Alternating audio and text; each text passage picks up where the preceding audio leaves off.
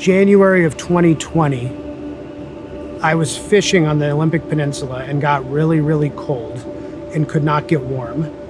And it just felt like my circulation wasn't great.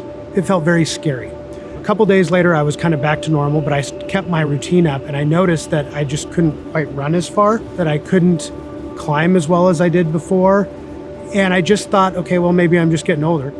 Then once I saw a new cardiologist, there were some of these changes that they did testing for that made it clear that there was something that was going wrong with my valve. In 1973, 18 months after I was born, my children's hospital surgeons, they decided that I needed to have open heart surgery.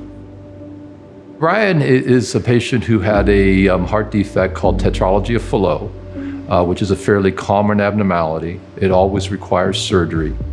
And the downside of the way that it was repaired back then is it leaves a patient with a pulmonary valve that doesn't work properly. My wife was like, "You're going to get the best care in the world."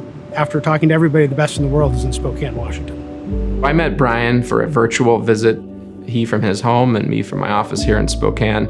We discussed his story, what are we dealing with, and how do we address the issue. We met him after a very long gap in his care, and it became very clear after getting to talk to him that although he was asymptomatic and getting around and doing really well, Brian had a problem getting blood flow out of his heart, and that problem can lead to permanent damage if left untreated.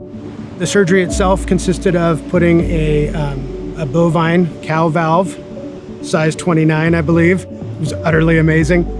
One of the things we aim for in heart surgery is to get patients back to leading a full, healthy life.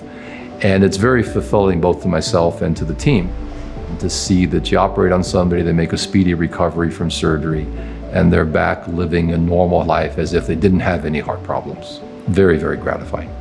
This is pretty incredible. And the reason I'm able to do this is because I got the best care in the world, and I'm alive and I'm living, and I feel like I'm gained years back on my life.